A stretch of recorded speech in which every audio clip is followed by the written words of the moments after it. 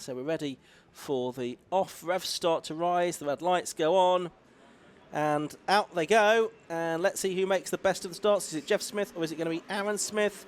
Aaron on the outside for turn number 1, but he's able to sweep through, I think, to take the lead away from Jeff into target for the first time. So it's Aaron Smith grabbing the lead at the start. Jeff Smith in second place. Who is going to be in third position? It is all a big moment there for Kane Aston, I think that is, in fourth place. Andrew Jordan just getting past him and up into P4 as a result of that. It's the number 23 car of Rupert Death, the 2022 champion, that's there in third position at the moment. Then Andrew Jordan and Kane Aston gap back then to number 8, Colin Peacock, who runs in sixth position. But the two leaders can tell you are going side by side as they go up the hill. Here they are, and it's Jeff Smith on the outside of Aaron Smith up into Rocket. And also Rupert Death making up some ground. Can he go around the outside of both of them? He's certainly got past Aaron Smith. He can't quite make it past Jeff Smith. He might have gone too deep into the corner. Aaron Smith might get back through. He does, around the outside of the second part of the Rocket. And now Aaron trying to go around the outside of Jeff as well. It's all happening on this first lap of the Mini Miglia Challenge. Yeah, brilliant racing between the leading trio. Andy Jordan is back into fourth place now as well. So it was Kane Aston who lost out, really. And Kane got by far the best of the starts, but went to the inside line. And as we've seen time and again, particularly in the wet, that's not really the place to be at turn 1. He lost momentum, lost a few places, and he is only 5th then as they drop down the hill at the end of the opening lap. Colin Peacock looks like he's there in 6th position. And then in 7th place, James Cuthbertson, who started 10th, so he's gained a few spots from where he started. But Jeff Smith leads at the end of the opening lap, with Aaron Smith tucked right up behind him, then Death, then Jordan, and then Kane Aston, side by side for the lead as they head into the banking, nearly side by side anyway, as Aaron Smith looks for the wide line in to take the tight line out and carry the speed towards Church Corner. Now, yesterday, Ian, in the dry, we saw actually quite limited overtaking, really, by Mini Miglia standards. Oh, that's a big slide for Rupert Death. He's off the road completely, manages to keep it pointing in the right direction. He will lose a load of places, but that could have been an awful lot worse. In the wet, I was about to say, though, Ian, it looks as though there is at least the prospect, isn't there, of a bit more side-by-side racing. Absolutely right. Up to Rocket they go, and it's Aaron Smith around the outside of Jeff Smith. Can't quite make that work, trying to get the cut back now, go around the outside of the second part of the Rocket sequence, but that doesn't work either. And the two unrelated Smiths are nose to tail at the front of the field. Rupert Death was in third position. He's dropped back.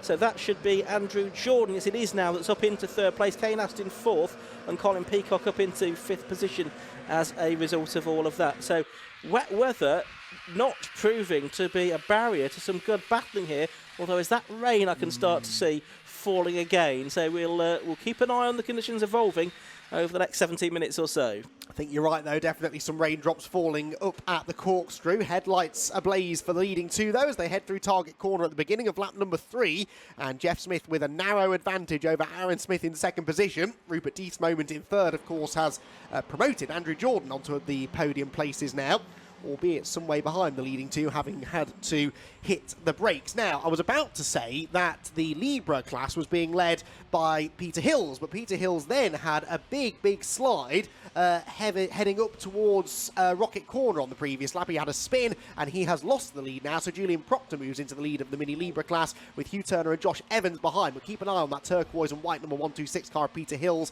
He should have the pace to climb back up the order. Here's the battle between James Cuthbertson and the recovering Rupert Death. Up the inside he goes into Rocket for 6th position. So champion from 2 years ago claims the place back. And his next target then is going to be Colin Peacock, number 8, who is another experienced driver, long-time competitor in the Mini Miglia Championship. Rupert Death there turning his way through Peel, and already he's almost on the back of the Colin Peacock car. There's James Cuthbertson in number 37, having just been vanquished. Leaders still close together, the two Smiths. They were separated by 0.4 of a second at the start of the lap. It might even be a little bit less than that now as they come up and over the line this time. 0.385 seconds becomes 0.226 seconds, and that's because Aaron Smith in second place has done the best lap of the race now. So it's narrowed the gap a little bit to the XBTCC racer.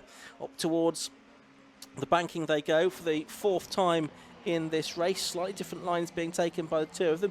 Andrew Jordan letting the back of the car step out a little bit in 3rd place. He's not really in touch with the leaders. Rupert Death actually just come through and done the best lap of the race now, a 121.704, so he's got the bit between his teeth as Deeth, and he will be trying to get the place away from, in fact he's already got the place away from Colin Peacock, so his next target is Kane Astin, 2 seconds up the road. Yeah, so he's in some clean air now, maybe able to go even faster as a result. The leaders head towards Rocket for the 4th time.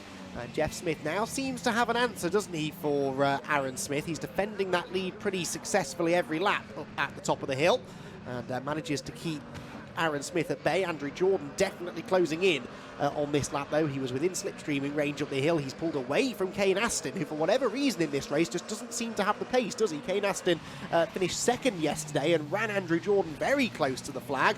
The same not true, though, so far in race 2. Here's the battle for 2nd place within the Mini Libre class. It's the red and green car.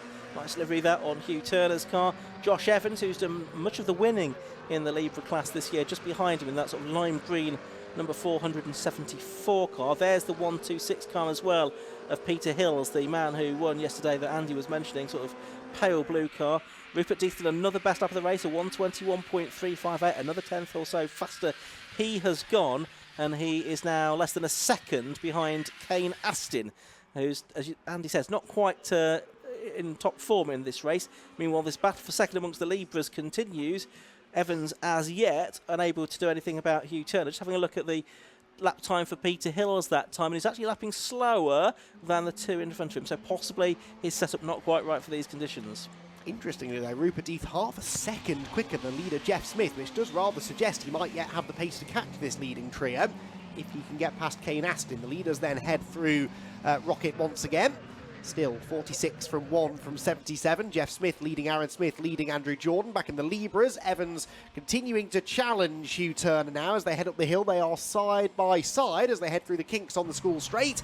And the green car has the momentum and will sail through into 2nd position in class. Now we'll have to try and chase down Proctor out in front. There is Hills in 4th. And he just doesn't look very comfortable in these conditions. He's gone off again, has he? Yes, goes straight on this time up at Rocket and nearly allows Tony LeMay back through. LeMay, though, is not running in the Mini Libre class, so that's not a battle for class position. Now, in the background of that, we briefly saw that Rupert Deeth was right with Kane Astin, so we'll see if we can pick up the battle for 4th position. That's just about to head up to the banking now. The top 3 are right together, Jeff Smith, Aaron Smith and Andrew Jordan, but Kane Astin under pressure here from Rupert Deeth, who's taking the tighter line, not necessarily the line you might expect in these conditions, and Astin for the moment holding on, but Rupert Deeth's going to have another go, I think, into Church Corner. He's not quite there on the inside line for the right-hander, and so for the moment he stays in 5th position. He's still got the best lap of the race, didn't improve last time though because he had come up against Kane Astin. Now he has another go, pulls alongside on the right-hand side up into Rocket, and is that going to work out for them? Let's have a look as they arrive. He's still alongside. He's going to be run quite wide there, but he might get the move done on the next part of the corner. No, he doesn't. So Kane Astin, as is right, not making it easy for Rupert Deeth to get through. This will be a frustration for Deeth, so I reckon he would think he could catch the top 3. Yeah, well, as you say, though, been battling with Kane Astin. He is losing time now to the leaders rather than gaining it. He still hasn't got the job done now as they head for the corkscrew. Tries to sweep round the outside. I think that might have just worked. He's got his nose in front, has his whole car in front, and does now finally have 4th position. So Rupert Deeth ahead of Kane Astin. But what is the damage going to be? The leaders go through. It is still Jeff Smith, Aaron Smith, Andrew Jordan, the lead. The gap back to Deeth in 4th then is another 4.1 seconds. So Rupert Deeth with it all to do. He is capable of lapping more quickly than the leading 3, but he's only got just over half the race now to bridge what is certainly quite a sizable gap. Yeah, can he get his head down and just put in sort of 3 or 4 really quick times to start to bridge that gap to the top 3? There are the cars in 2nd and 3rd position. There's the leader, Jeff Smith, number 46, still leading the race by about 0.6 of a second from number 1, Aaron Smith in 2nd, and Andrew Jordan in 3rd. There's Julian Proctor. Now he has been caught for the lead of the Libre class by Josh Evans now. So Evans has found his way past Hugh Turner and actually pulled out quite a gap to the darker green car and is right with Julian Proctor now for the lead of the Libre class. Proctor 2nd in the Libre standings coming into this weekend. Yet to have a win this season. Had 4 podium finishes before this weekend. Wasn't on the podium yesterday. Looking to get at least a 5th podium and possibly the win here, but not if Josh Evans has got anything to do about it. He's looking for win number 5 of the season. He's up to the right-hand side of the circuit as they approach the Rocket left-hander, and he's through before they even arrive and turn in for the corner. So Josh Evans gets through to the lead, and can he now pull away in the lead of the Libre class? Well, certainly wouldn't bet against it, would you? The rate at which he's been able to catch Proctor over the last couple of laps, and really, in the end, Julian had no answer ultimately for Josh. Don't forget, Julian himself started from the third row of the grid within that category, so he'd done well to get to the lead, but now down into second position in the Libre class as they drop downhill, and then takes a very wayward line going into the corkscrew. So down the hill then towards the end of another lap. The overall race leaders are heading up the back straight, the Mini Libre leaders heading across the timing line, and the gap between the two of them is just under a second, so Evans definitely the quicker of the two. Now Andrew Jordan for second position, looking a bit more racy now, up the inside line into Rocket, sails on by, and Andrew Jordan into second place. He runs wide on the exit though, Aaron Smith coming back at him. Andrew will try to stand his ground on the inside through Rocket out, which will give him the inside line for Peel Corner. He doesn't need it, he's got the move done, and Andrew Jordan goes to second. And we've still got these two, second and third, absolutely nose to tail. Aaron Smith and Andrew Jordan. Jeff Smith with a bit more of an advantage then.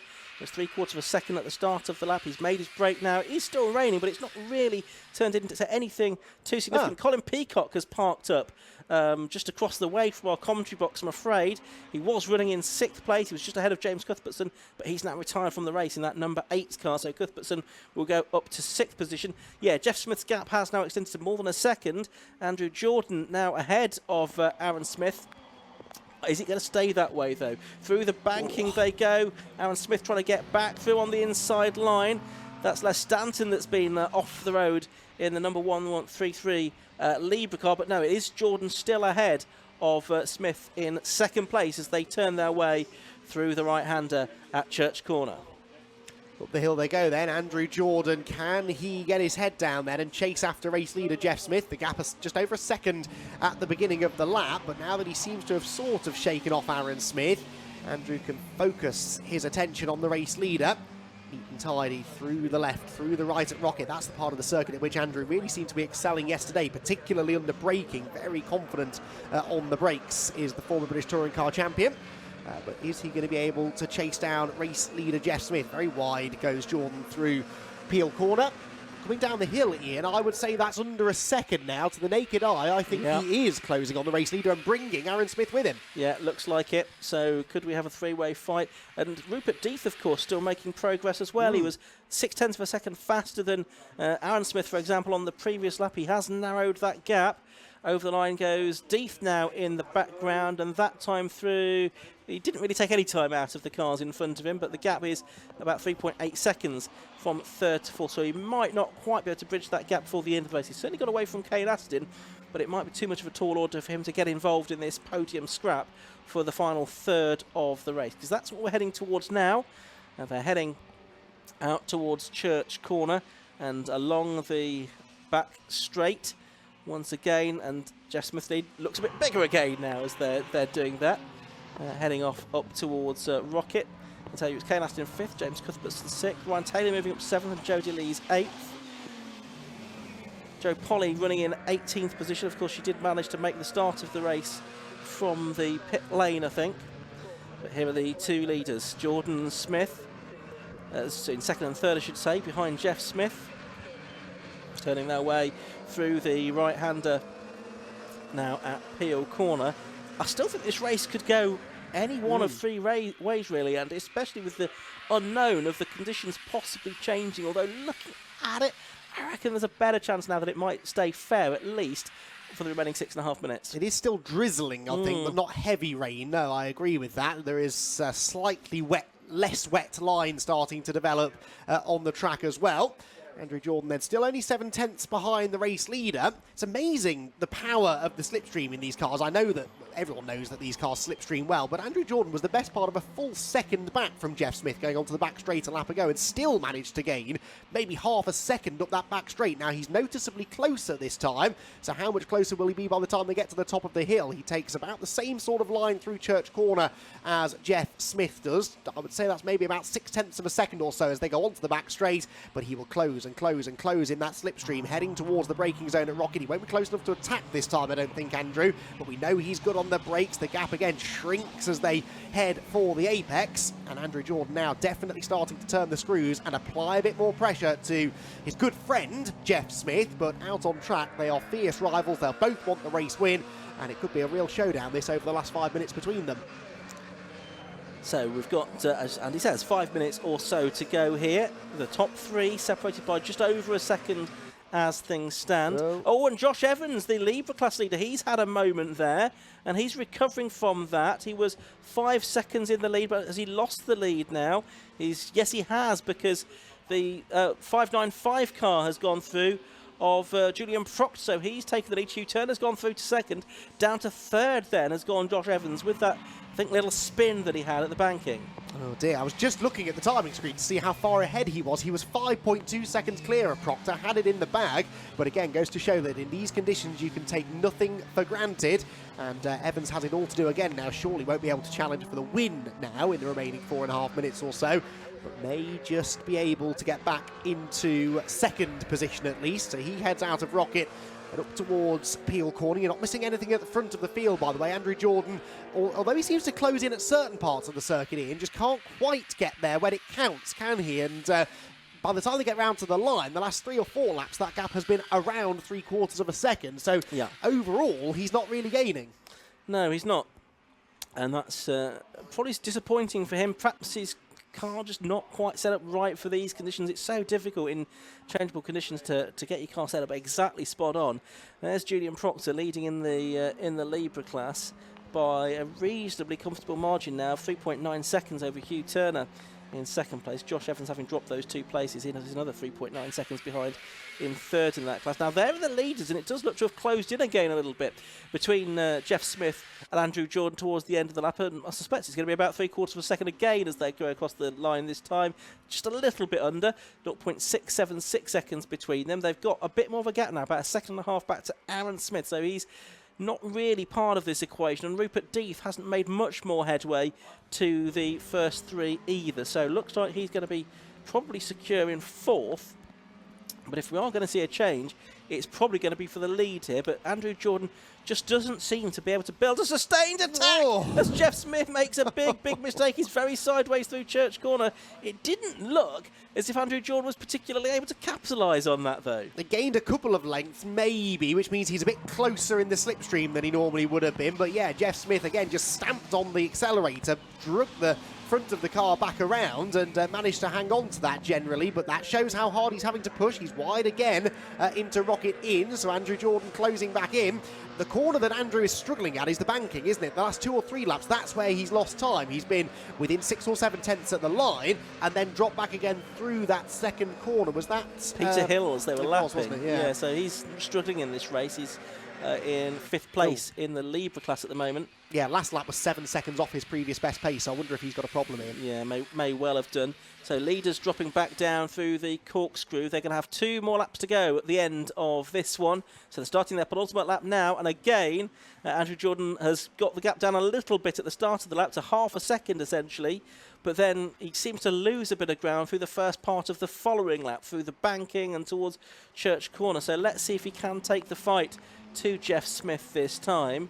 He's still around about the same kind of distance behind, but he's not getting any closer, is he? No, just carries a bit more speed into the corner than Jeff Smith, doesn't he? But I'm not convinced that's helping him on the exit, although he's maybe maintained more this time. This time it's Jordan's turn to have a twitch going into Church Corner. But that will now hurt his exit speed, and yeah, he just can't really get close enough to have a proper go at Jeff here, can he? We've got the 133 into the pit lane, so that is Les Stanton pulling into retire. That's a shame, so near to the end of the race, but he's run into some sort of mechanical issues as well. Another of the Mini Libre class drivers. Up through Rocket heads the leading group, though. 0.5 second was in it at the start of the lap. They lapped Joe Polly, who understandably, I suspect, gets well out of Jeff Smith's way heading towards Peel Corner. Also, in fairness, doesn't impede Andrew Jordan either. And that gap in the second half of the lap, as often has been the case, is creeping down. This will all come down, Ian, I think, to Andrew Jordan's run through the banking and Church Corner on this, the final lap. Yeah, he needs a good run, doesn't he? But as you say, it looks a little bit closer as they come through the corkscrew this time. They've got the Phil Harvey car that they might catch before the end of the lap. Let's see if they do. Gap was 0.52. It's gone out to 0.66 seconds this time. So it's now all down as Andy says to the run of Andrew Jordan through these couple of corners, really. Through target, now the banking. Is he any closer this time? No, the gap seems similar. He does carry more speed into the corner, as Andy was saying on the previous lap. But seemingly, it costs him on the way out. I think he's lost car lengths there to number 46, Jeff Smith. He took a wider line that time, which I thought might have worked. But yeah, the exit speed still wasn't really there, was it? They're both a bit wide through Church, searching for the grip. And now Andrew Jordan will try to get any hint of a slipstream that he can up the hill, but he's just not really going to be close enough, at least into Rocket. But we know Jordan's good throughout this more technical, low-speed second half of the lap. And if there's a mistake anywhere for Jeff Smith, then Jordan will do his very best to capitalise. They round the right-hand element of the Rocket S's, if you like, for the final time. Jeff Smith flashing the lights at the back marker ahead, which does its best to stay out of the way. That was the 113 car of Philip Harvey, who does now go well off the racing line. But Jeff Smith, barring a mistake, I don't see him throwing this one away. No, down towards the corkscrew for the final time they come. Jeff Smith with those headlamps on, goes left, he goes right, sweeps his way now into the final corner, and it's going to be Jeff Smith that extends his lead in the Dunlop Mini Miglia Challenge. Here he takes the checkered flag. It's another victory. It's his third of the season in the Miglias. Andrew Jordan takes second place. Aaron Smith, a relatively distant third in the end. Rupert Death fourth. A good recovery drive from him, but couldn't sustain the pace that he had in the first half of the race. And it should be Kane Aston that does come across the line now in fifth place. Here's our leader in the Libre class, though. Yeah, and a brilliant drive this has been from Julian Proctor then. He is 4.6 seconds clear at the moment of Hugh Turner in second place, and Hugh, in fairness, still 5.5 seconds ahead of Evans, isn't he? So Josh Evans hasn't really been able to overcome that spin that he had, what, 2/3 of the way through the race maybe up at the banking, which cost him the race lead and ultimately looks to have cost him the race victory. But Julian Proctor in the right position to capitalise on that. He led early on, lost the lead briefly to Josh Evans, but then was only too happy to reclaim it again after the Evans spin. And he brings the 595 car now through the final few corners and heads for the checkered flag. Yeah, up to the line he's going to come then, and it's going to be a victory for Julian Proctor, his first of the season in the Mini Libre class. There's Hugh Turner, a second place for him again. He did it in sort of dramatic last lap form yesterday, but a bit more comfortable this time. Then Josh Evans, he'll be disappointed after a moment, cost him a chance of victory in the Mini Libre class. He crosses the line in third position. I think he's the last driver to make it to the checkered flag. We did lose a few in that race. Colin Peacock, Les Stanton, Tony LeMay in the earlier stage as well. We missed him, I think, coming into the pits as well. But 18 finishes we had of the 21 cars that started that Dunlop Mini Miglia Challenge race. A very entertaining race it was too. Let's take a look at the results then. Jeff Smith, 15 laps completed by him, 0.839 seconds ahead of Andrew Jordan, so 46 from 77. Aaron Smith, third place for him in number 1. Rupert Death, number 23, was fourth. Kane Aston didn't really give a show of his best at that race, fifth to number 11. Sixth to number 37, James Cuthbertson.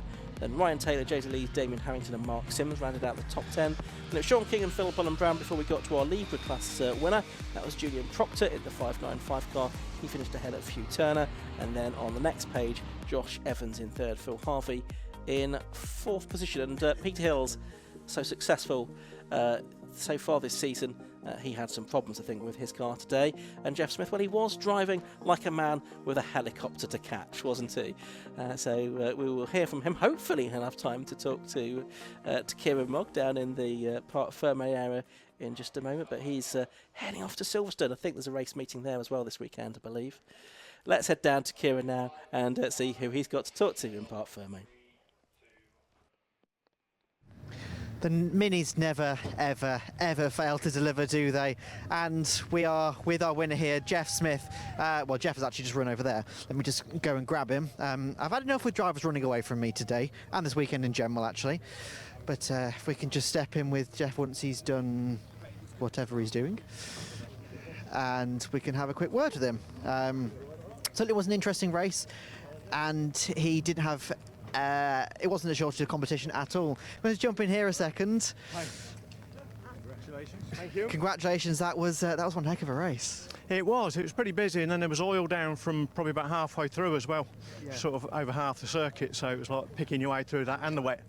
But yeah, all good. Couple of interesting moments as well. Was it tough to fend off the guys behind? Yeah, initially it was like, where's the grip, where isn't the grip? You try a few different lines and you realise that's perhaps not quite as quick as they are behind you, so you just have to keep modifying it as you go. But yeah, we pulled a gap, and then AJ and Aaron were fighting. Eventually Andy got by, and that was it. So just keep it on the track and we're good. Was the racing line constantly changing, sometimes out, sometimes in?